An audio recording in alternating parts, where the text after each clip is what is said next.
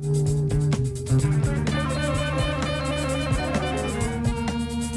welcome to the Never Iron Anything Comics Review podcast. With Christmas upon us, we have something a little different, a show with some guests to reminisce about the year gone by and the new one just beginning. I feel like there's a change in the air. I'm watching, we've got the cameras on for a change, I'm watching Sarah eat a biscuit. Joining me are two of my best friends. Not only are they creators in their own rights, but also have occasionally sunk solo as to collaborate with me. The three of us are also in I'm going to call this an artist collective called the Beagles. That's all right. Look at that. Oh no! He's written a word on a bit of paper. First up, the queen of UK comics fandom. Queen Bee. Artist, great day. Artist, fan, and prone to a little street art on the side is Sarah Harris. Hello, Sarah. Hello. Finished your biscuit? I've finished my biscuit now, thank you. Well done, you. I feel like there should be applause and cheering. Yeah. Next up, you've guessed. Next and never least is the man some call Keith, comics wunderkind, and the new Frank Quietly is Cliff Cumber. Hello, baby cakes. Oh, wow. What an introduction, man. What a comparison. And yeah, you're the only person who calls me Keith. You absolute tosspot. Keith is not going to be a thing. It'll never not be funny. That Keith. It'll never not be funny. Yeah. I don't even know why I said Keith. It just sort of jumped out my head. I don't know why. I was having a bad day and I accidentally called you Keith. How many times have I spoken to you? Like 1,000 times. A million times. And just that one time was Keith. Yep, I think you were probably upset at something. I don't know. Do you think he looks like a Keith, Sarah? I don't know that he looks like a Cliff either. I don't know what he looks like. I'll have a think on that. Yeah. I look like a Gerald. Lord Charles. You wiggle your glasses like that, you look a bit like Eric Morecambe, so you'd be more like an Eric. Hey! Yeah, I would actually. I love Eric Morecambe. He's great. Is the theatre name? He's named after him actually, because I think he used to live around here. Yeah. So anyway, no heavy research. Folks. I've not got you doing homework this week. Have we ever done a podcast, the three of us together? I don't think we have we? No, we planned it. We were looking at doing Mage at one point, weren't we? On Mage, but yeah, I didn't really feel that you guys were vibing on it. That's what the kids call it. I like Mage. Did you? What are you saying? Yeah, Sarah's making a face. I love Mage. Sarah's making a face. Sarah's not big on it, but Not like it. So we the Beagles was formed in New York in a very cool diner. But that's a few years ago. So how has the year treated you comics wise, guys? What about you, Sarah? So you've had a bit of a slowdown in comics because you're now like super busy, aren't you? Yeah, I've had a funny year. I was looking at the comics that I read throughout the year earlier so that I could do these are my favourite comics I read this year for the Slack. And I realised that I read loads of comics until about August and then about 4 since. That's so not bad. Everything stopped in sort of the late summer. I'm willing to bet you read more comics than 99% of the people on Twitter just in that run up to August. I did read an awful lot until then, yeah. More than I thought. So I thought, if you average it out of the year, it's still not that bad. But I got horribly busy from like summer onwards and stopped doing anything that was fun, really. Oh, no. What sort of thing did you read? What were you enjoying? Well, earlier in the year, I've sort of remembered looking back through it. Primordial, I absolutely adored, like a Jeff Lemire thing, and Nice House on the Lake I was really enjoying, but I've still got a couple of that because they came in the second half of the year, so I've got behind on that. Department of Truth, obviously. Yeah. All the Tom King stuff, I like the Tom King stuff, so I'm really enjoying Human Target, and Love Everlasting. Lots of stuff. Yeah. I ended up with a big long list for the Slack. And I look forward to reading that. That was just the ones that got 9 or 10 out of 10 in my spreadsheet. All the lower scored ones I didn't include. I think you've been a bad influence on me because I've started keeping a list of comics that I read and marking them out of 10 as well, just coincidentally. I've forgotten you'd done that. Yeah. I've did it for years. Otherwise, I forget what I've read. Yeah. What about you, Keith? What have you been in, Cliff? Oh, so I should mention that your top 11 was really good. Oh, thank you. I read it this morning on Never Iron Anything. Thank you, mate. Thanks for the plug. Yeah, absolutely. And it was a great list, mainly because I don't think you discussed a lot of the books before. There was only one on there, and I think that was Magic: The Gathering. No, maybe two with the Saga that I'd read, and the rest were just like, wow, these sound really interesting. So yeah, I don't recall you making a face. Stop making a fucking face. What list were you reading? No, wait, where was I've never read Magic: The Gathering? The Mark Millar. Oh, the Magic Order. Yeah. Magic. I've not read Order. Saga either. I've read. For a while. I read the first of them. Yeah. Who was reading the new Saga who was saying it was good? Anyway, somebody else. Yeah, the 11 O'Clock read it recently. That's okay. I'm It's not confusing. Saga. I'm confusing excellence. That's the problem. Is it all? This is the problem I've had with my year, where you'd be asking me to sort out my favorites, which I can't, because I've been wandering cons and picking up a huge amount of stuff, and not being able to get to reading it all because I've been so committed to a project that I'm working on right now that's taking up all my time, sucking my soul. So I did one of the outstanding comics that I did read this year was Rafe Roberts' Plastic Farm, which is I've not read that. Okay. Yeah, he's local. He's from Maryland. He was from a place called Hagerstown, which is out west, and then moved to Baltimore now, which is on the Inner Harbor. But Plastic Farm it's like a 4-volume book, and I picked that up at SPX, the Small Press Expo that's held here in He was one of the interviews Bethesda. you did, wasn't he? Is that right? It was one of the interviews I did, and he's sort of more of an elder statesman of the comic book scene, so he's pretty well known. I mean, he's writing some Rick and Morty at the moment, he was telling me, but his Plastic Farm is just like that kind of alternative, right in my bailiwick where I started. I saw it and I was just like, oh, you know what, I'll pick it up for a laugh because I talked to the guy, and it's great. It's really great. 4 volumes of it. Yeah. And then there are other artists. I know you and I ran into Carl Slominski in New York. He was the bald guy. I don't know if you I remember. Really Yeah. attractive wife. And I picked up a comic from him, and I subsequently, after reading that, looked at his Tita Topple, which is also another well-regarded, interesting. And those are just, I mean, those are only the two I can think about, because my shelf, my to read pile by my bed is like this. You know? yeah. It's a fire hazard. So I had to pay a fortune to get that book because you couldn't get it over here. It wasn't on Diamond or anything, so I had to buy it from him in the States and get it posted over. Was that before we went out there? Well worth it. Was that before we went out? When I got Tita Topple? Oh yeah, it was about 4 years ago. Right. Whenever it came out, I can't remember when it came out. It's been out a while. And I know these are, Plastic Farm came out. It started in the 90s, and and it just sort of. I must get into that, man. Yeah. Yeah, it's a good read. Worth it. It's sort of that sort of weird headspace read that I really like. So, yeah, I have to be honest, I haven't been reading anything from the big two or 3. Just haven't been motivated to really do that, Yeah, I get you. I think the sort of the most popular stuff I've been reading is I did read like the first couple of issues of Mark Millar's Magic Order. I read that. And also his what was the one with the aging agent? King of Spies. King of Spies. Thank you. Yeah. That made it to my list. Oh, did it? Oh, nice one. So good. Yeah, because that got all 9s and 10s. Good. Good little. Did you finish it, Sarah? Mini series. Yeah. You got to the end of it. It wasn't very long, was it? No, it wasn't. I just wondered whether it hit the wrong date, but No. It finished before. So you know I what fell off the happens. cliff. We can't say it, can we? But you know what happens. Okay. Yeah, cool. Just a fantastic read. And then, of course, I have to give Adam Falk a plug. I was reading his, Bargain Basement and some of the tribute books as well, which is always. Thank you, mate. Cheers. Well, you're a part of the firm.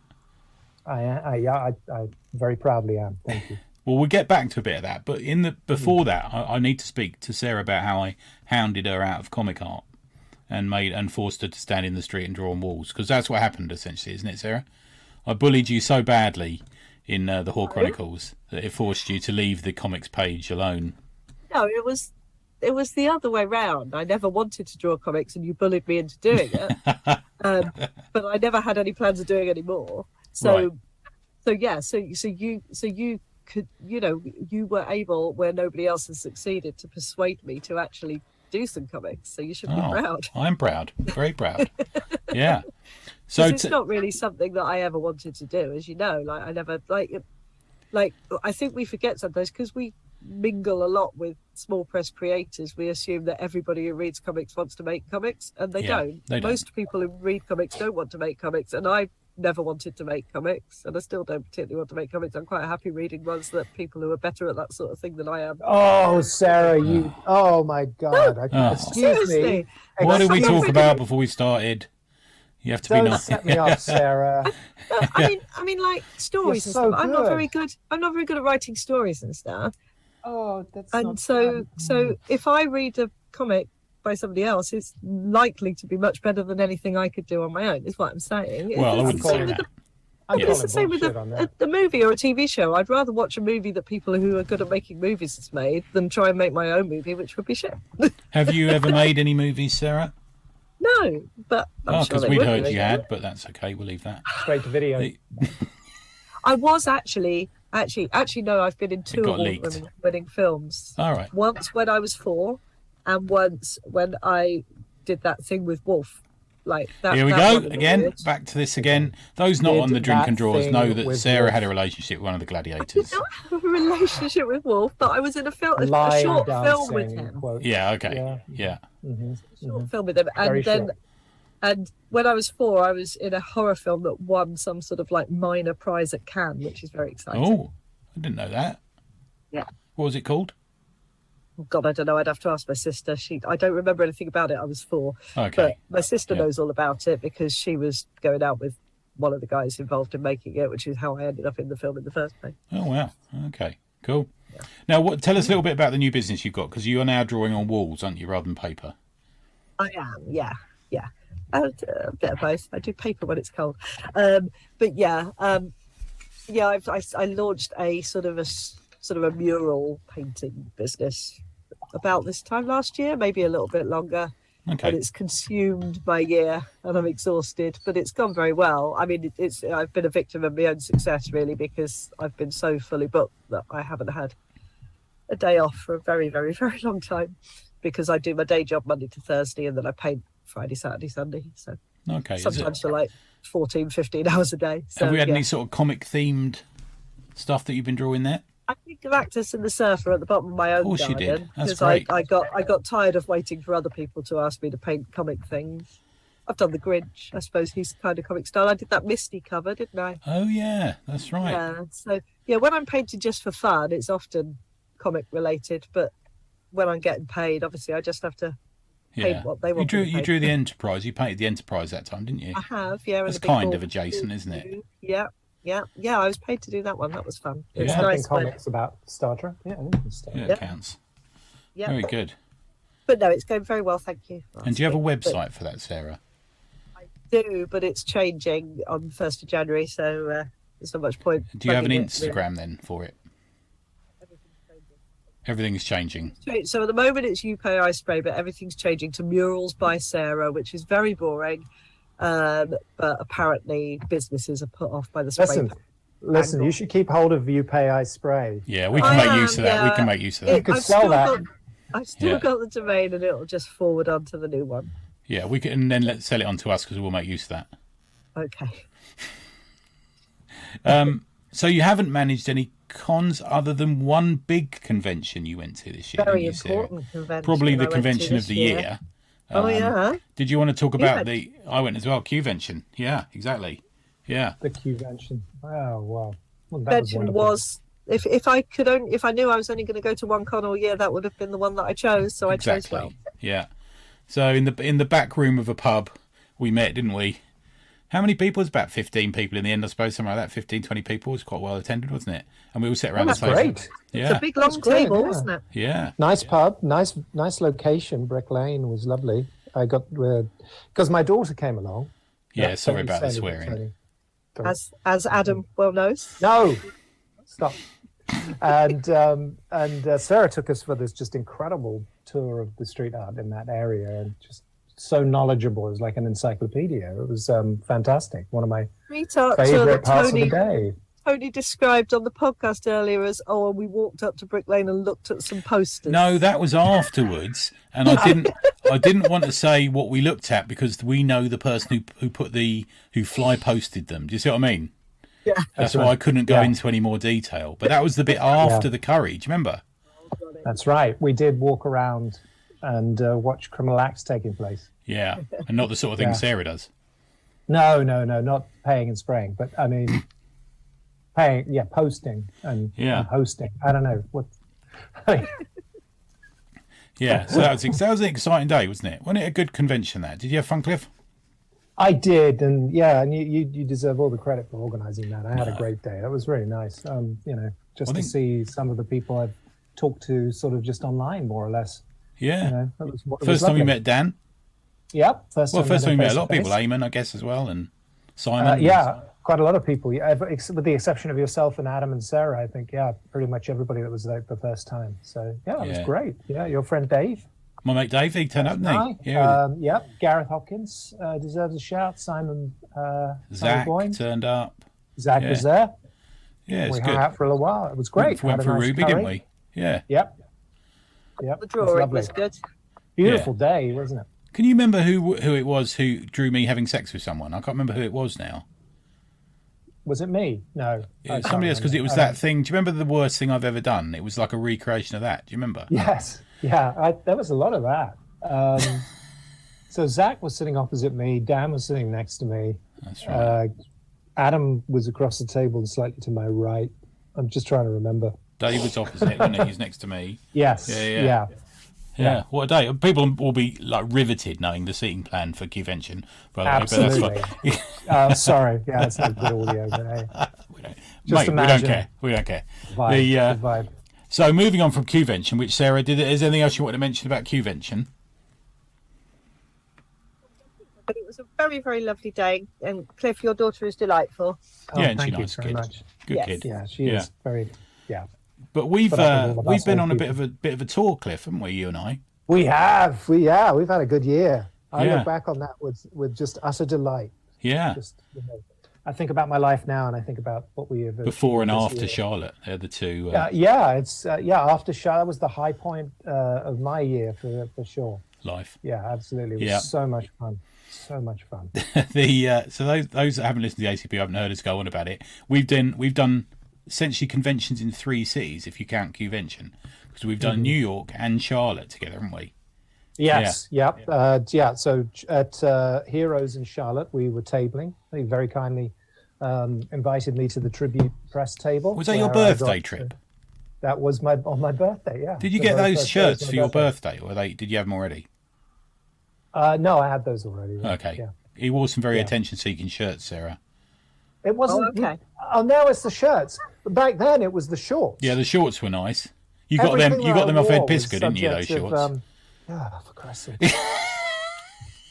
Oh God. I had an interaction with Ed Piskor, didn't I? I said, "You're right," and he went, "Yeah."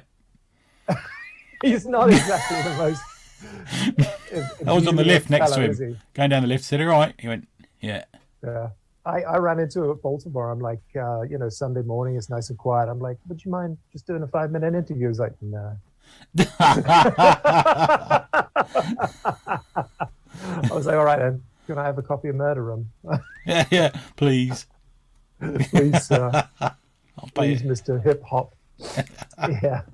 And Jim Marfood impressed you, didn't he, at Heroes? Oh, I love Jim. Yeah, he was not only just a really nice guy, but I never really sort of encountered his style too much before. But yeah, he gave me a little gift of one of his naughtier comics. Oh, I read it at the table. I read it in the flat, didn't I? It was good, yeah. It was lovely, and then picked up a copy of his Girl Scouts. So yeah, I did like him. Very nice, very handsome guy, good beard. He paints as Food One. That's He it. does Yes, amazing yes. graffiti. Yeah, He's lovely. I really like him. He's a very nice guy on top of everything else. Yeah. Did you get over to see Pat Broderick? You didn't in the end, did you? I did not. We kept saying, didn't we? That Kept lovely saying. Ragman picture. Oh, I forgot about that. Yeah. Yep. I have it here, in fact, right here. Oh, nice. Good stuff. Lovely Ragman picture, yeah. And but that was a con of meeting heroes and just cool people. We tabled with some cool people, and really nice people all round us, weren't there? Yep. Yeah, just had some good dinners and good food, and it was like we kept saying it was like the old school, right, where you could actually meet creators, and they wouldn't be like surrounded by people trying to sort of strong arm you off. There was John Romita. You told one of the filthiest stories I've ever heard within earshot of one of the greatest comic artists of all time, just sitting there trying to drink his glass of wine and watch the baseball, wasn't it, in a baseball cap. Nobody recognised him. And then Daniel Warren Johnson, who was what just a nice there. dude. You had Phil Spector. No, wait, what's his name? Steranko walking through. I don't know who's got the better syrup. Yeah, right. Yeah, with his Irish on, just looking very, very thin and pale, walking through and just saying, and it was just like it was just one of those old conventions where it was like nobody took it too seriously. Nobody was a diva either. Like I remember Wheezy Simonson walking past and just waving at us and stuff, and it was just that nicest. Was the best. Where you waved at her and she just like you were old pals. Yeah, and then we got to hang out with the 11 o'clock comics crew, who were just absolutely lovely gentlemen. Yeah, don't stop going on about kind. Sarah. They love Sarah. Oh my God, they do love too. Sarah. Yeah, it's Jason Wood's birthday today. It is. Happy birthday, Jason. Yeah. Not that this will go out till after Christmas, but yeah. I've got to make a note so I can suck up to him on the Slack. He's good that he's another Sagittarian. Yeah, still hasn't bought a good commission people. off me, but yeah. And then the other one we did. Now I'm going to repeat a story, two stories of you at New York. So story one is we were going, oh look, Jay Lee's free. Let's go over. And Cliff, for those that don't know Cliff, he's quite menacing in stature. Am Cliff. I? Yeah, Really? You're quite a tall and muscular man.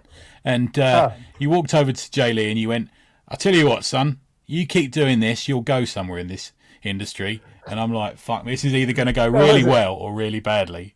And it went really well because he came round and had a laugh, didn't he? He said, I'll come round the table. Do you remember? Yeah. He did react well. What was it? I said? I can't remember exactly what did I say. I said, I think you can make a go of it. You're quite good. I think you can make a go of it in this comics industry. I think I said something like, if you need any tips, let me know. And then he was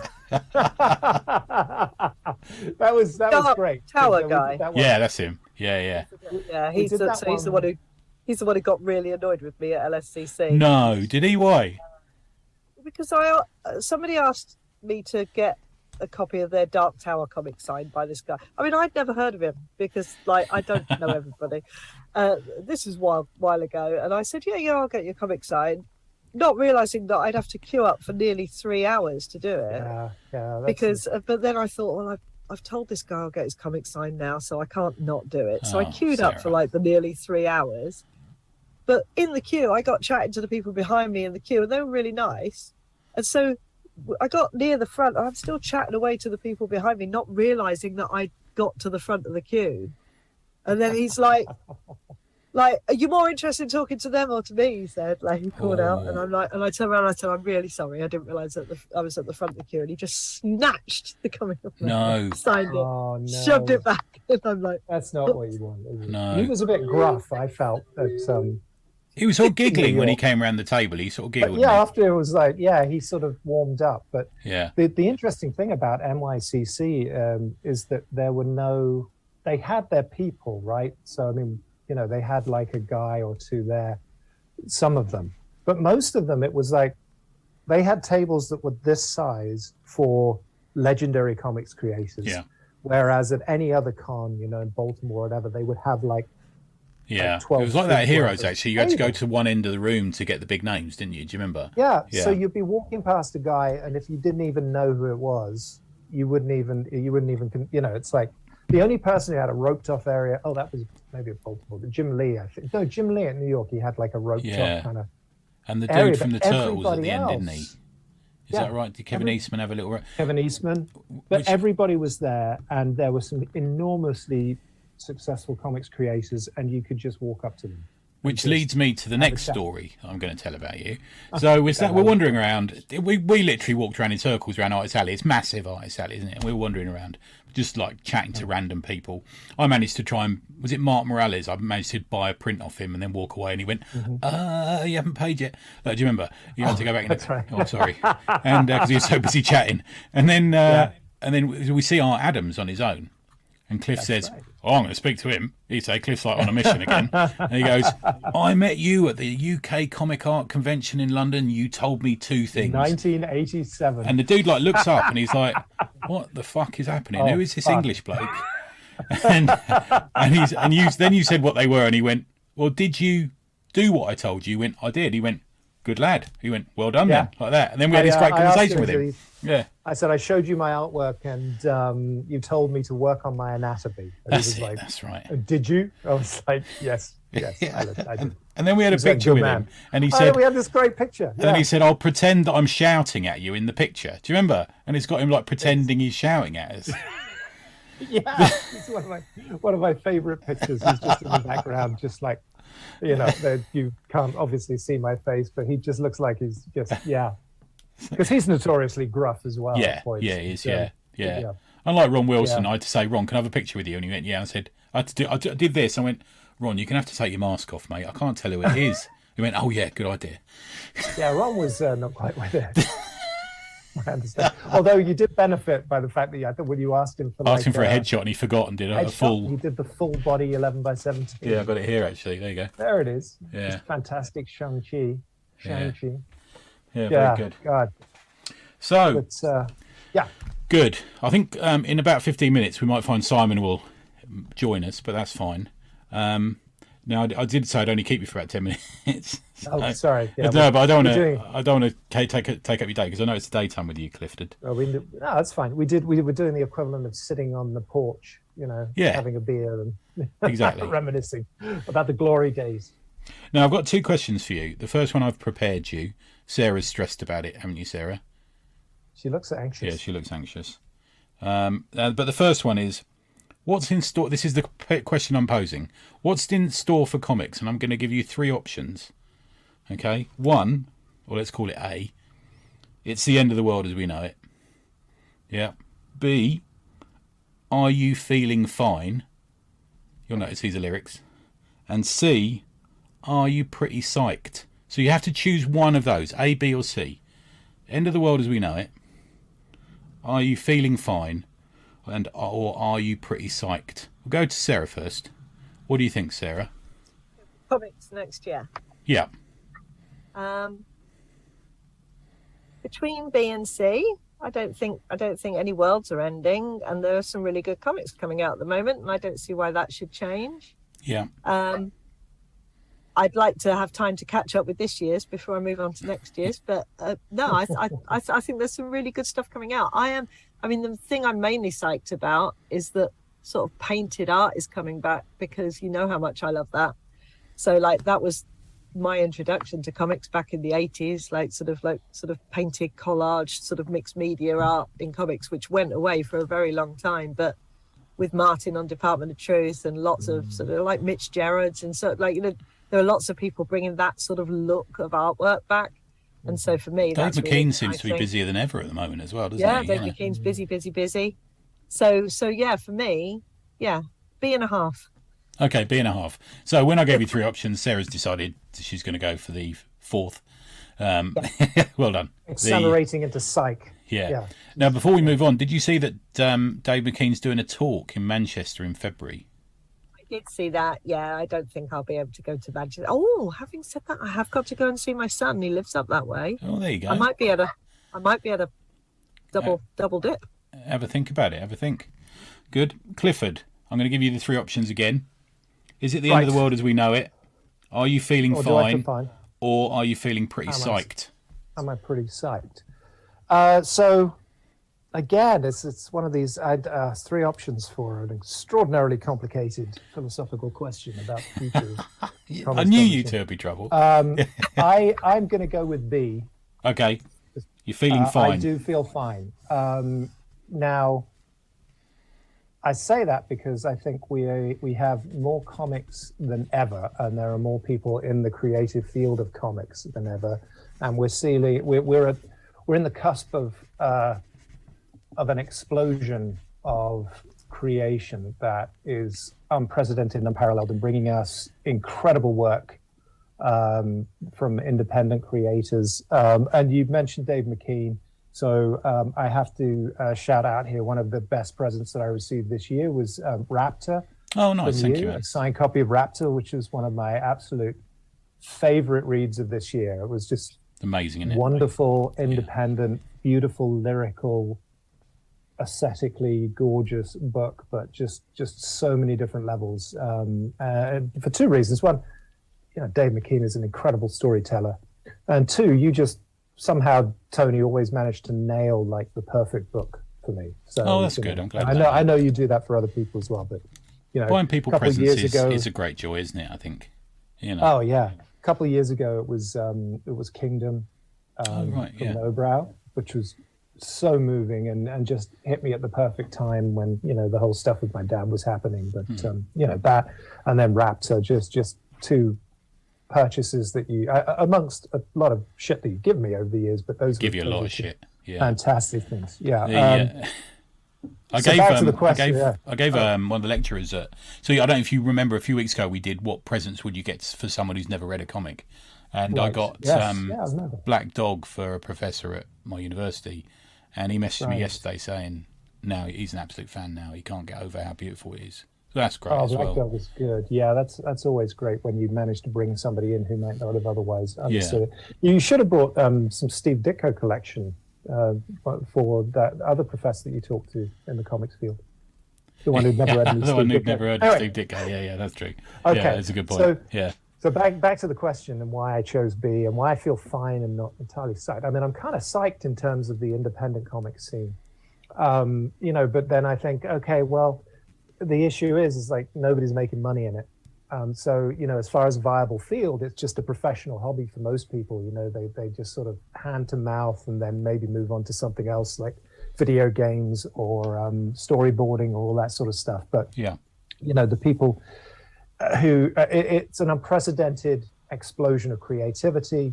And I also think, where I sort of lean from B into a bit of A, I think just the distribution process that as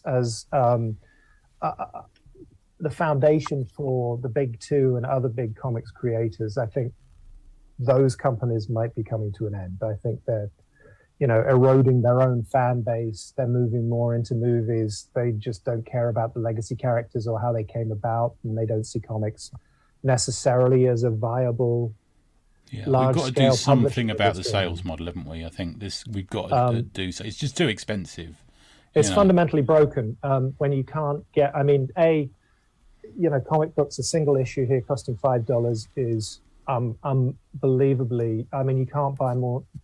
Kids can't buy comic books. They can't afford comic books anymore. Adults can't now. It's getting to that point. Yeah. It's getting to the point where in the UK you can't buy these comic books for any kind of reasonable price. Or you can't get them shipped over because, the costs are so prohibitive. So, I think the issue is, and the other side of this is I don't think the companies themselves, or at least the people who own the companies who own Marvel and DC, give a two shits about the comic side of their business. Yeah. Which I think, what's going to happen is that their distribution model is just going to happen, and the readership is going to grow smaller and smaller. So, on the one hand, those practices and the predatory practices that have been happening for years in the big comics are forcing people more into self-publication, which is why we're seeing this explosion of different comics and some of the more famous comic creators coming out with their own works. But yet, I don't think that model is going to change, and we're going to end up losing the big two, and it's just all become an inaccessible mess for a lot of people. I just don't think the willingness is there to put. I mean, Sarah probably knows a bit more about this than me, but the acceleration of the world, especially in relation to sales and technology, is overtaking comics a little bit. But I mean, for me, Sarah, the thing for me, guys, the way I feel about it is I feel fine because for me, when I've got one in front of me and I'm reading it, then I feel fine. You know, that's kind of where I sit with it. You know, what do you It think, depends on the Sarah? perspective of who you ask the question to. Yeah, it does. It really does. Yeah, yeah. What do you think, Sarah? No, I there's obviously things go wrong. I don't know how my local comic book shop hasn't gone bust because I don't think they sell many comics these days, and I don't think they're even selling as many Funko Pops these days, which used to be the thing that kept them going. You know, like or Magic the Gathering cards or something. Yeah. Yeah, they sell a few of those, but you don't see many customers in there anymore. It's very sad, and I know that a lot of people, because I'm an admin on their Facebook page, so I see all the emails come in. So I know there's a lot of people saying things like using the cost of living crisis as not as an excuse, but a viable reason for the fact, oh, I'm really sorry. You know, I've like people who've had a pull list in there for years are just saying, look, comics is just something I can't justify spending all this money on anymore. So they're losing some big hitting customers as well, and it is a luxury. sad. It's a luxury product. True, man. And I think luxury. What happened in the 90s is forced that perspective on comics. Instead of seeing them as pop collectibles that had a sort of fairly fast churn rate where people would be pushing them out as many and as much as possible, they pushed them into kind of this premium consumer outlook on it when they realized that they could make money off of sort of a dozen different variant covers that were foil and and then they moved to this direct distribution model that you can only buy these damn things through these shops you can't find. Yeah, exactly. Yeah, and the comic book stores are incredibly expensive and always marginal in terms of their overhead. You know, they make paper, no pun intended, razor thin margins on this stuff, you know, and it's like, I mean, I don't know. I think maybe Gosh is kind of more of the model where they push more into the independent stuff now and sort of provide, maybe we'll provide a hub, retail location hub for more independent comics. Yeah. But I think, unless work everywhere. Right. No, I don't think my local shop is very much a big tea shop. Whenever they try and sell anything a little bit more artsy, nobody in Swindon wants to buy it. We're not. Well, yeah, it depends on location. I mean, it's not that kind of crowd, you know. Yeah, Gosh has that sort of, that hipster. Well, let's cliche to it. But I think more aggressively, it would be better if, if potentially the digital model was made more affordable and more widespread, more up to date, So I know you've been dabbling, Tony, and I've heard you some of your very interesting, very insightful analyses on your use of the DC and Marvel apps for accessing. Yeah, we did an episode. Me and Al did one. Stuff. Yeah, about how easy it is to find stuff, what's on there, that sort of thing. And it's a definite go-to for me, and it's increased my comic reading probably by twice. Yeah, just having it available. That distribution model moving into digital. Now I know it's not the paper copies and kind of. But I also think maybe, we need to just understand we're moving into new audiences here. Yeah. If manga can sell books through Barnes & Noble. It has to be digital for the young ones. I mean, like my kids think picking up a book made of paper is weirdly antiquated. So, my kids would never read anything. Yeah. I think we need to understand that the ink on paper model, that 4-color model, is just that's going away. The elephant in the room is it's not environmentally sustainable either, is it? Let's face it. True. Which is a consideration as well. Well, let's not. Go on, mate. Sorry, man. Go on. No, I'm sorry. I don't mean to push this conversation too far, but I think going into collectibles, trade paperbacks, and maybe that more TKO model where they're producing entire books. Yeah, might be the way. That sort of Bond Destiny album format. Yes. Yeah. Okay. Cool. Well, let's go from being grumpy and to being. We're all guilty of it. I was a B and a half. I was happy. You were a B and a half. Yeah, and I was a B. Solid B. Let's go to being psyched, and we'll go to the question. I think Simon might join us in a second, but let's go to the question about. That I posed you that caused Sarah much consternation. So you get to make your ideal comic. Yeah, you were fine, Cliff. Me too. No, I was not. This caused me some anxiety. You get to make your ideal comic that money is no object. Who do you do and what is it? Who do you get? Sorry, and what is it going to be? I think we'll start with you, Sarah, because I know you've probably got like an 800-word essay ready to go on this. Oh. I'll tell you the full start I took first, because my first thought was, I thought, okay, money's no object. So I thought, okay, so what shall I do that I could, not possibly afford in real life, and probably nobody could, because it wouldn't happen. So I was thinking, like, who are the creators that I admire the most over time, and get them all working together. And so I was like, okay, I'm going to get Alan Moore out of retirement, and he's going to write a Swamp Thing one shot, and I'm going to have it set in 2 different time periods, so that Sienkiewicz could do one time period and Dave McKean could do the other time period, and it'd just be for me, and it'd be wonderful. And then I thought it would be wonderful, but I'm coming at it from the wrong angle. I'm just thinking what would be, like, not worth the most money, but like what would be rarest or whatever. But is it necessarily the single comic that I most want to read? Not necessarily. And also I figured that somebody would end up offering me like loads of money for it, and I'd sell it, and then I wouldn't have it anymore, and then I'd be really sad. So I thought, I'm not going to do that. So then I thought, what I really want is to find out what happened at the end of some stories that never ended. Oh, okay. Ooh, so if it's like just for me, and it's just like to sort of complete something in my life. Yeah. I'm glad that you've ended up there, because you ended up with a mental scenario where you were going to lose this comic and be sad. From nothing, you've created sadness in Sarah's life, but you've moved into this happier area where you're going to create this comic that finishes a story that you've always wondered about. Yeah, yes. Good. Okay, good. We're in a happy place now. That's better, isn't it? Yeah, I think so. Yeah. But then I was thinking, okay, so out of all the stories that have ended prematurely, what's the one that I want to see ended most? And I was thinking, like, first of all, I was thinking Random Trials by Dean Beattie, because I bloody love that comic, and I'm still really bitter that he just never finished it, because he's making a lot of cheddar on commissions, I think, now, isn't he? Anyway, but then I thought, no, let's go bigger. So I thought of a few, but I ended up with big numbers. So I ended up back with Alan Moore and Bill Sienkiewicz, which is where I started. But then I thought, you only let me have one comic. So I thought either and there were 9 issues that never happened.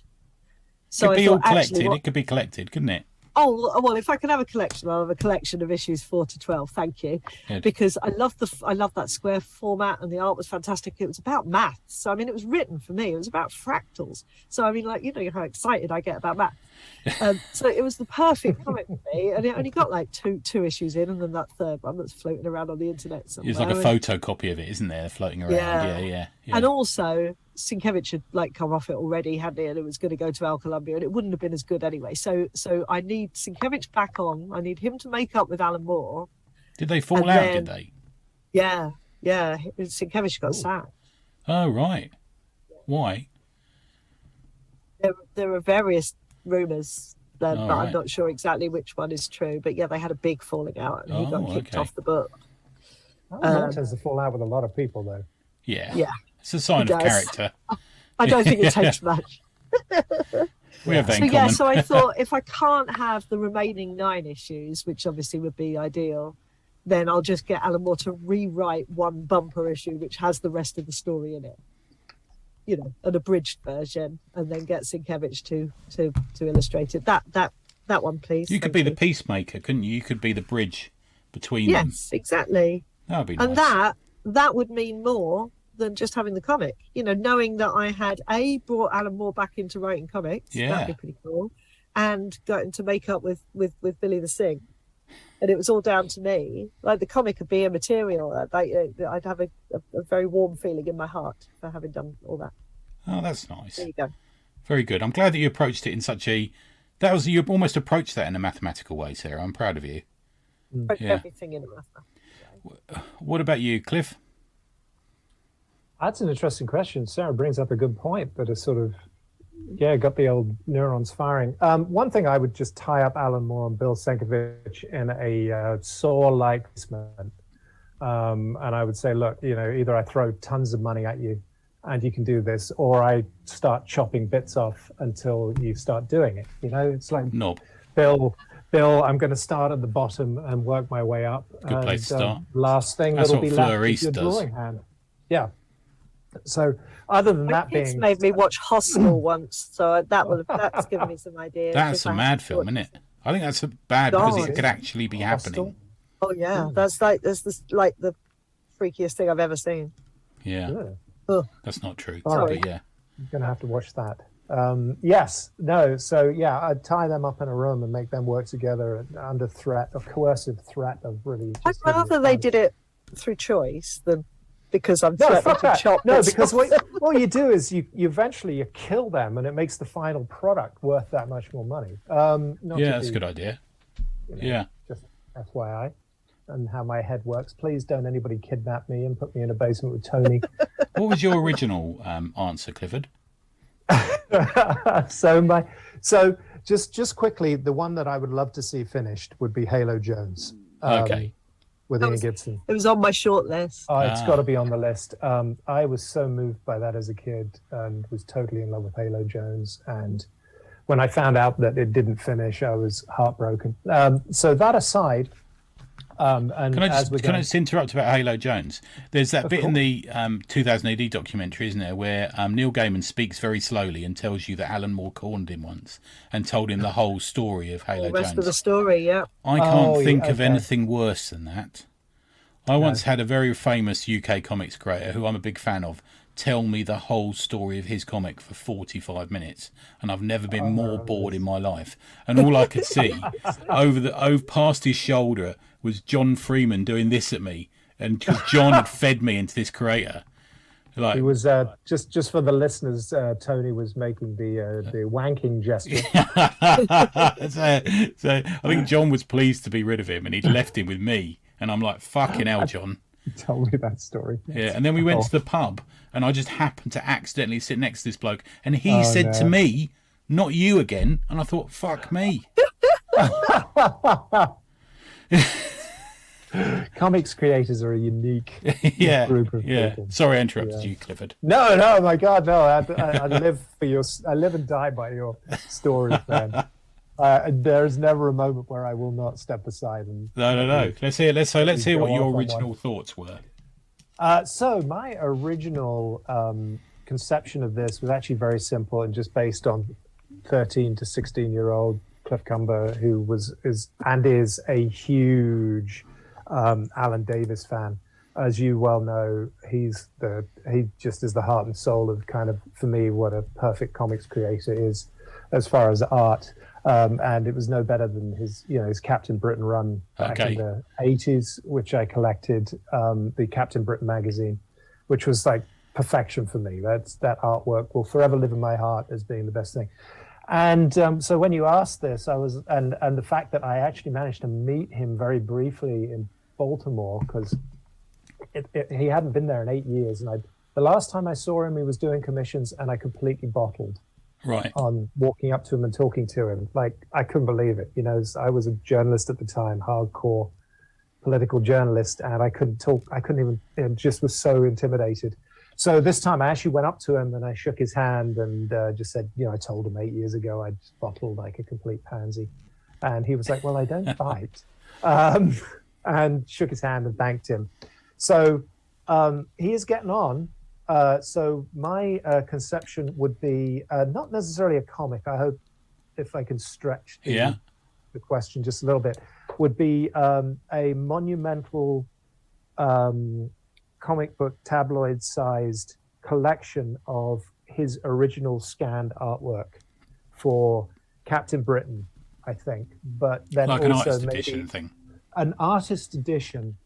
I have an incredible book in the other room on Jamie Hewlett's work. It's 300 pages thick and just massive, and it's great. But I would like to see one where it's like a history of Alan Davis and his contribution to British comics and American comics, but also kind of like in that large scale format. So, the ones that have come out recently where you can see the tape stuff on the corners and you can see the old pencil lines. So high quality scans of his old work, maybe scans of his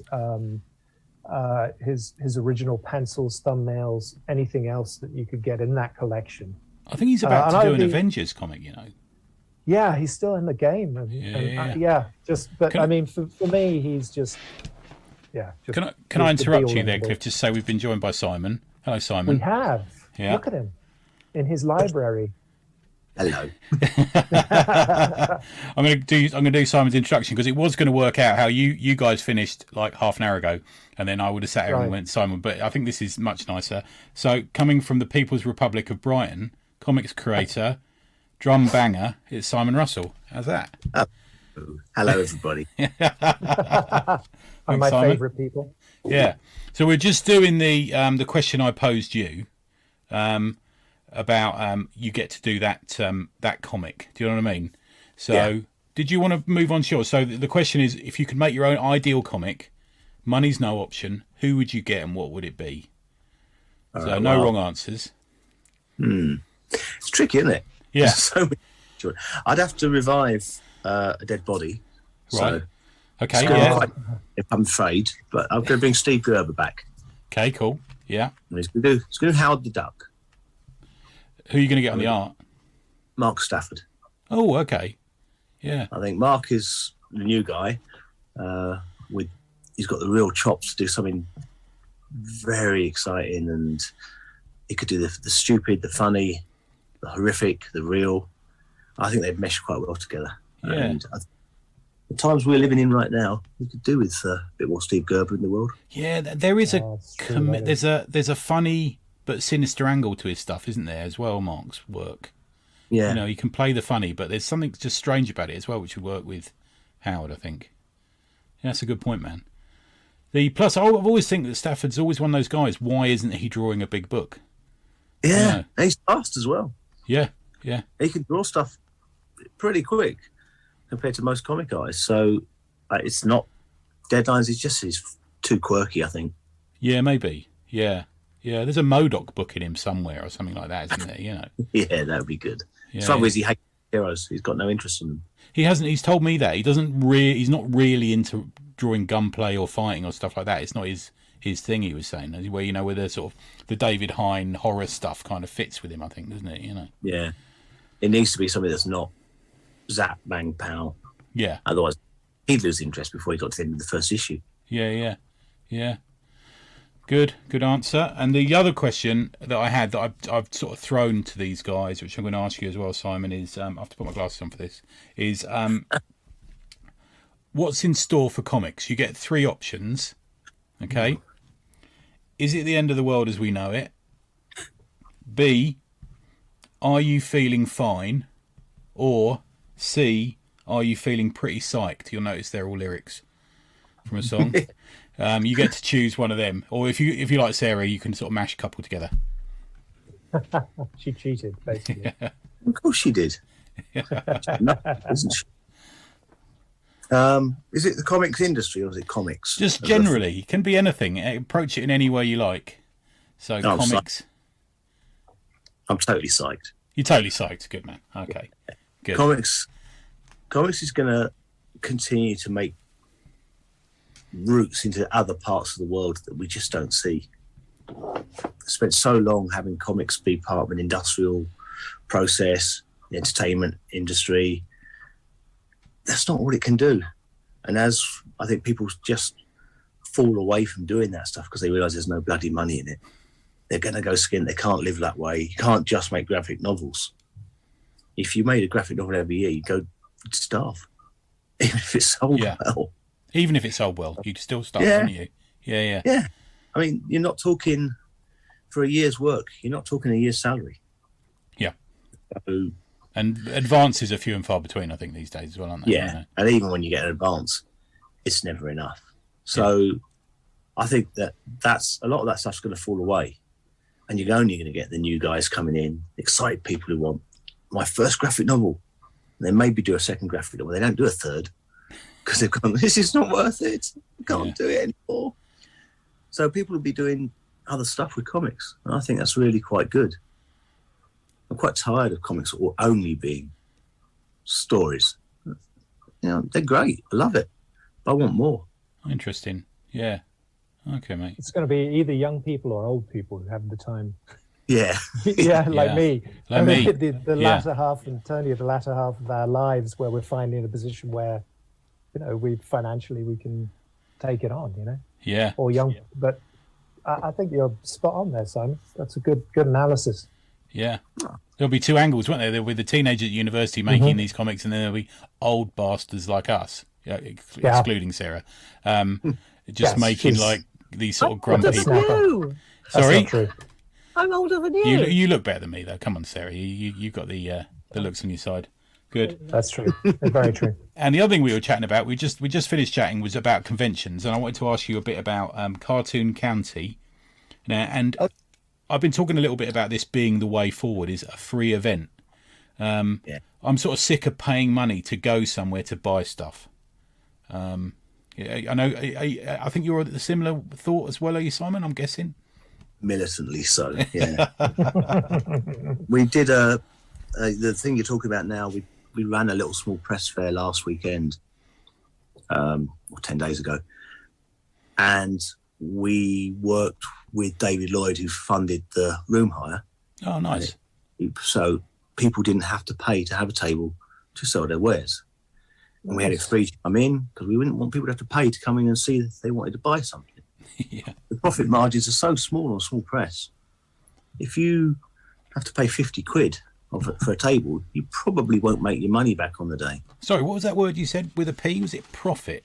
I'm Profit. not aware of that road. I have to write that. Sounds dirty. It's not. It wouldn't be so bad if we could all get some. Yeah. A little bit of profit. Yeah. But it worked well. We got a steady stream of people coming into the event just out of curiosity. There's something going on. We can walk in. We don't have to pay, so there's nothing lost. And most people who came in bought something.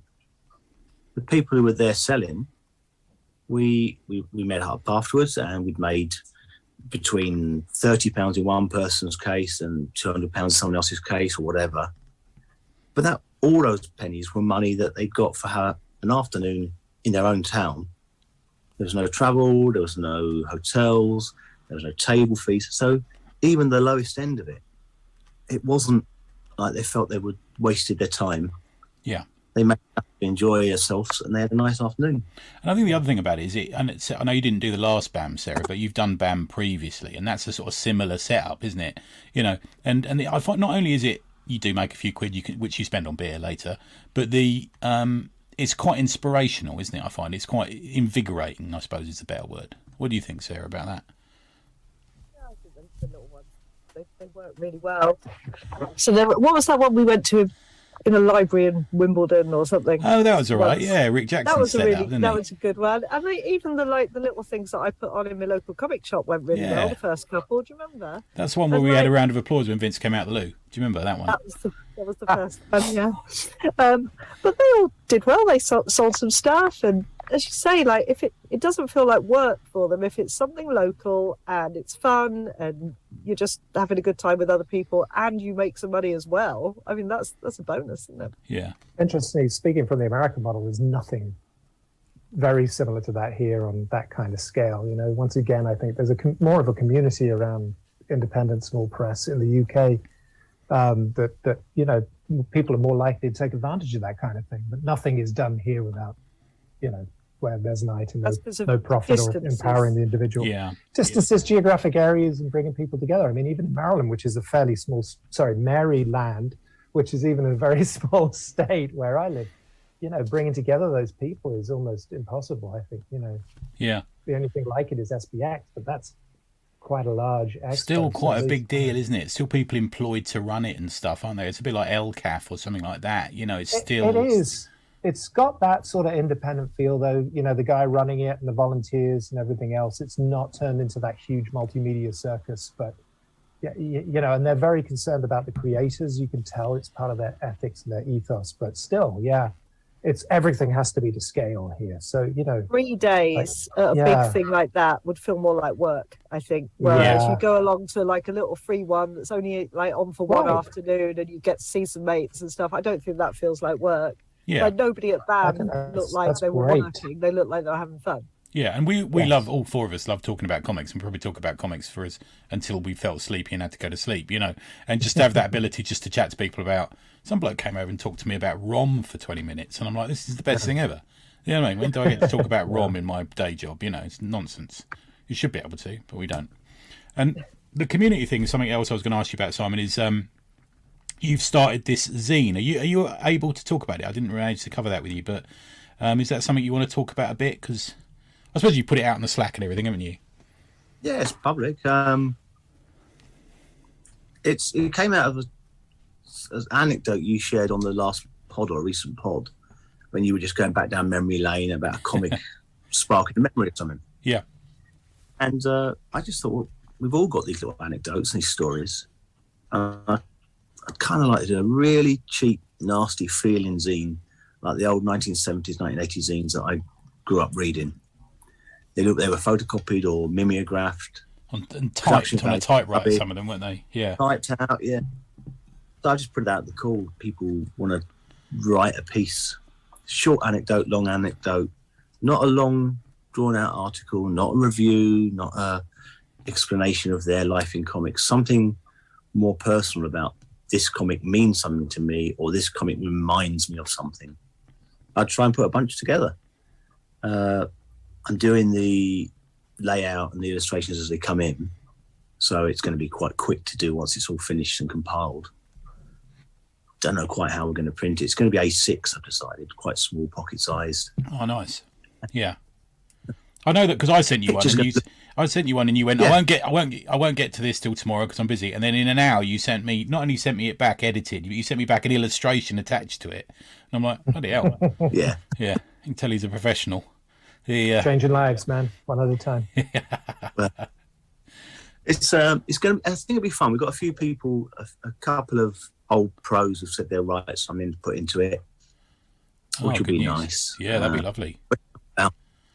It'd be nice if there's something interesting. I don't know. At middle of January, I'm going to put it all together, see what we've got, see how big it is. If there's enough of it, I'll do a Kickstarter. If I can raise some money, print it cheaply, and send the money to some sort of Alzheimer's charity or something because it's about memory. Oh, good idea. Oh, dude. Yeah, nice work. Yeah. I'm going to have to jump on the Slack now. Yeah. Details are in the Slack. I've asked some people from London Loves Comics group and some other groups I'm in, so you might get enough numbers to make it worthwhile. I think you will, man. I think awesome. So. Yeah. You got a few days to the deadline, haven't you? Oh, middle of January. Oh, okay, cool. Yeah. And if people say they're doing something, and then I'll wait. It's not like it's for any particular purpose or time, but you've got to have a cut-off to actually bother getting around to doing stuff. Yeah. I was chatting to Rachel Ball the other day, and I think you'd sent her something about it or something, and she was saying, I must get around to doing that. And I said, and we had a conversation that turned up into a sort of anecdote, and I said, well, why aren't you fucking writing that down? Just that. Yeah. That's just like, my own personal one. Well, I've got hundreds because I like anecdotes, but it's how comics got me started on a life of crime. Yeah. Good one. Yeah. Can I give you a quick anecdote? Comics. What? Let me give you a quick anecdote because I want to give Simon a compliment here. As I don't often compliment people, but this all sort of ties in. So when we're at the convention, as we were talking about earlier, Simon, and you were there, and one of the things you said to me was you were sort of discussing style, and you were talking to me about, like, man, why don't you use bigger, kind of freer strokes? Have you ever experimented with doing that? Yeah. And fuck me if that didn't get into my head, dude. That really got into my head. No, it was a good thing. And I was thinking about that a lot, and directly played into something that I'm sort of working on now intermittently that has to do with Alzheimer's, dementia, and memory, and the diagnosis my mother recently had. And I know Tony and Sarah know about this and talked about this a little bit, not to make it about me, but when you said that to me and I started working on this project, I was like, that is what I need to do. I need to free up my style and start working in a much looser fashion and a much more kind of free fashion, and not be so studied and detailed and meticulous. Save that for my other work, but for this very personal work, and you were right at the back of my head. I remember, sort of like with that challenge. So I'd like to, say thank you for that. That was. I can certainly see that in that figure you sent us the other day, Cliff, of your mum from behind, surrounded by darkness.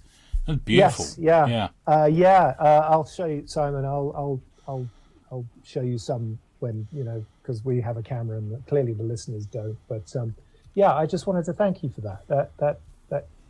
That helped guide me in a whole new direction. And it's not often you get those sort of impromptu moments where either the universe is speaking to you through somebody, or the synchronicity is just right, where somebody hits you with a challenge or something, and you sort of the best convention of last year, Qvention. That's what we said earlier. Yeah, definitely. Yeah, definitely. That was a great moment for me. So thank you. Oh, that was great. I didn't realise I wasn't talking about your content. I was thinking about your own body health and things when you do it, because obviously if you're very close and tight, that too, yes. Yeah, I've been thinking about that a lot too. Hand exercises and stretching. Yeah. Lunges. Lots of lunges. I do some of them in the morning for the neighbours. Huge amount of masturbation. That helps. Sarah, speaking of that, Sarah, you've I know comics have meant a lot to you over the years. Is it something you'd consider getting involved in, or? Simon's thing, I did think that the thing is my memory is really, really, really, really bad. So I can't think of anything where I can connect something to a specific comic, because I can't remember what I was reading at any given moment. I did. Let's not forget your huge influence on all of us with DUI. Yeah. As your editorship of the initial DUI. You can do a little anecdote about how angry you got that time and you messaged me. Oh, that's right. Yeah. It wasn't about me, incidentally. Oh yeah, that was the what you said to say. I didn't realise it was so big. She's talking about some art, gentlemen. Some artwork, not. I didn't take my pants off. They've just showed us something over the Zoom. If I had, it would be laughter. That would be the thing. It would be laughing. But yeah, I was talking about sort of like when I was sat reading the comic when my dad was dying and stuff, and Simon was saying do that, but I can't remember what comic it was. I think it might have been Daredevil, but I can't really remember. So I do you know what I mean? I know I was reading a comic and my dad told me off, but I couldn't tell you which comic, because my memory doesn't work that way. But that's interesting as well. Yeah. It's like I know really important was happening, and I was doing something mundane. I can't remember the specifics of what that comic was, but I know that I read it. If you have any connection with the comic, it doesn't have to be a specific comic. You don't have to name the comic. It's about your memories, and if they're triggered by comics or if they revolve around comics. So if you feel like it, great. It's quite a personal story. It doesn't have to be a big thing either. It can be a little daily momentary thing, about reading a comic over breakfast, or, it can be anything, It's all part of us trying to encourage Sarah. Sarah, we need more of your comics content in the world. Yeah, we do. Yeah. You could even write a thing about how you were angry at me because I wrote a comic for 4 pages and you did it as 5 because I'd written too many panels on a page. That'd be fine. I was frustrated with myself that I couldn't realise the script as you had designed it. So I wasn't angry. I just couldn't get it to work, and I was very frustrated. All that bit about where you were worried that people might think you'd drawn Jeremy Corbyn sleeping with a prostitute. Do you remember? Yes. It did look like Jeremy Corbyn, though. Jeremy Corbyn does not sleep with prostitutes. I'd like to point that out for the purposes that I know of, for the purposes of this podcast. Sarah might know something. Quite a lot. You don't sleep. Sorry? My sister knows Jeremy Corbyn quite well, so he's our MP, isn't he? Yeah. I could get her to ask him. Yeah, she's been to dinner at his house loads of times. Oh, nice. Yeah. So, anything that you wanted to mention, Simon, before we finish? Anything you wanted to mention for the year coming up, or you've got some Cartoon County stuff coming up? I know you're always putting in the Slack about talks that are done there and stuff like that. Yeah, we meet up most months. We're not doing one in December because it's just. It was just too rowdy last time in the next bar over. Alex Fitch comes as an interview and records it for his radio program on Resonance FM. But we couldn't actually hear the conversation going on because there was so much noise. So we're not doing it in December. But every month, the last Monday of the month, we meet up, we have a beer, and we have a chat. Cartoon County itself has been for a long time more or less just a social pub meet. But based on this comics fair and some other plans we've got going on, we're hoping to turn it into something a little bit more proactive and involved in the community, and maybe expand it out to something that helps comics around the country, because we've got probably more graphic novelists per square metre in Brighton than any. There's hundreds of them. No, a lot of that is down to David Lloyd organising a lot of meetings for years, isn't he? He's got people together, isn't he? Yeah, well, he was one of the founders. It's going to be our 30th anniversary next year. And he was the founder, him and Corinne Pellman and a couple of other guys who've passed on since then. And they're both still involved in it. And I reckon we've probably got more people come through these doors than any other social group outside of London, at least. So there's a lot of knowledge, there's a lot of skills there. Yeah. And a lot of non-traditional experience as well. So there's a lot of different aspects. You've got Myriad are based down there as well, aren't they? Is it Myriad are based? Yeah, that's or in. Oh, of course. She's But cool. they're graphic novels, and it's a very graphic novel oriented group a lot at the moment. So we want to spread that out and get comic strips and comic books, all sorts. Oh, nice work, man. Yeah, it's going to be exciting. A lot of things going on. There's talks and conversations with bigger groups or funding groups and stuff, and we just don't know where any of it's going until we've had all the conversations. Cool. But what space? And what about you? What are you working on at the moment other than the zine? Because I know I listened to you recently with Gareth in that. Is it called the Uncomics? Remind me the name of the podcast. Uncomics. Yeah, Alan Have a Home. One of the best comics talks I've ever heard, man. And it was about completely non-traditional comics work, wasn't it? You know, have you got anything planned in that sort of field as well? Funny, you should ask Tony. Yes, that wasn't it. You hadn't prompted that one, incidentally. Yeah. No. I'm working on a 12 illustrations, big pages. They're A2 size, and they're made out of abstract marks and collages and stuff. And I've got that far. And the next step is to draw over the top of them and turn them into slightly more realistic or depictive imagery, add some comic elements to it. And they're depicting the 12 Labours of Hercules. Oh, wow. Which, okay. The storyteller, John Mason's going to write the text for it, and we're going to put it together as a 24-page, 30-page book and put that out. Is that the guy with the hat? The guy with the hat, yeah. Yeah. Big hat. But at the end of that, because he does stand-up storytelling, he'll do shows where he stands up and does the story with these things projected behind him. We can put exhibitions up, and there'll be each individual page is the size of a poster originally. So if they come out as well as I hope, and I'm pleased with them so far, so I hope they will. There might be some nice big prints and big chunky stuff. Oh, count me in, man. That'd be great. Yeah, do you think you'll kickstart it or?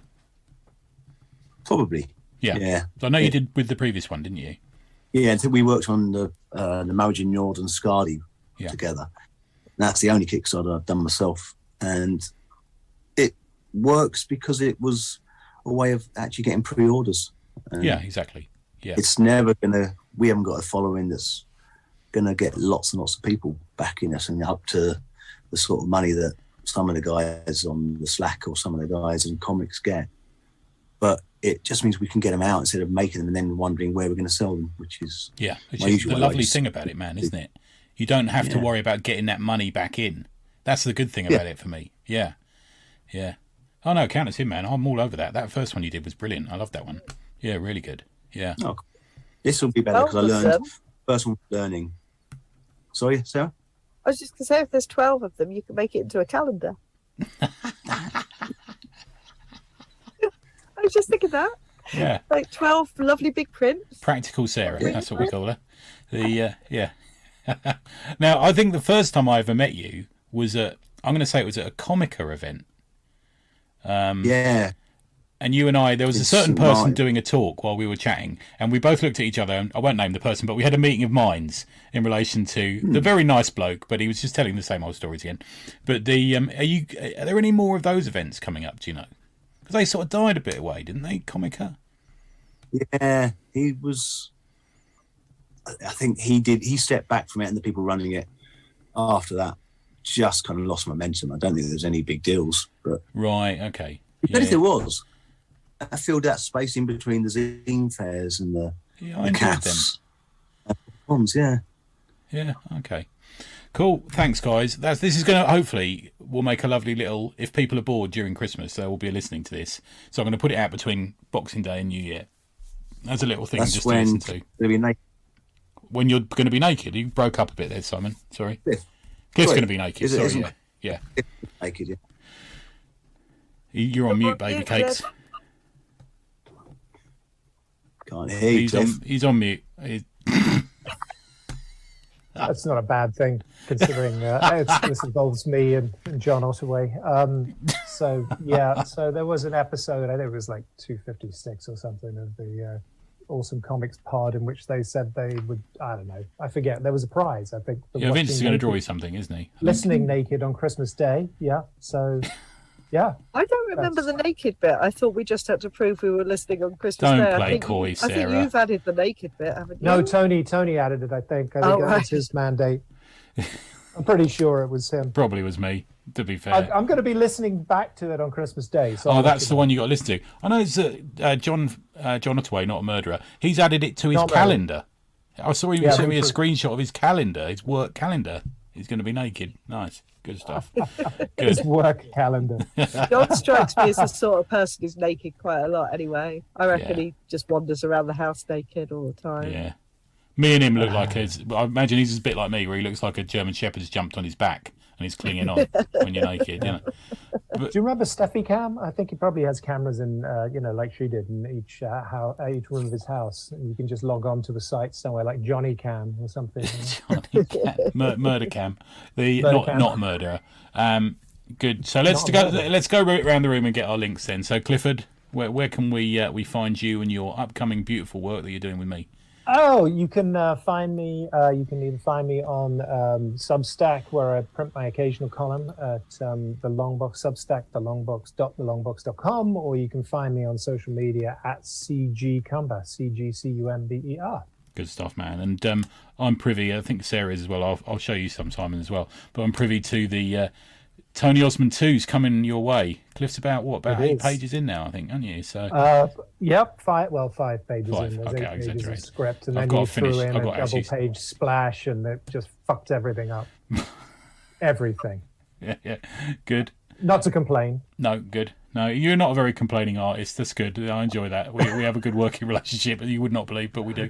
I show you my art, and you go, yeah, that's all right. No, I did that once, and it was a joke. He won't let me live this down. Was it? Right. Like Keith and Maryland, yeah. and when we were- Adam Falk When we were marrying my daughter. Well, yeah, okay. that would be beautiful. But when we were in Charlotte, you showed me some art, and I don't know why. Either I was doing it as a joke, or you just caught me off guard. I went, "Yeah, that's all right," and then you won't let me live it down. I said, "It's all right."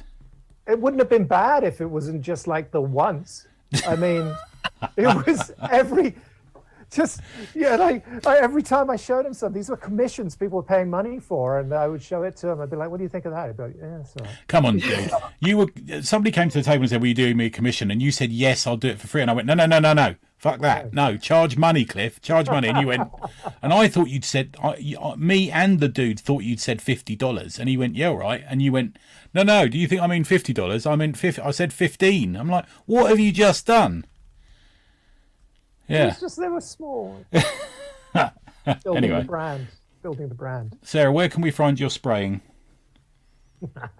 Oh, well, the painting, it'll eventually be on Murals by Sarah, which I still hate. I need to think of a better name, but I've already registered it.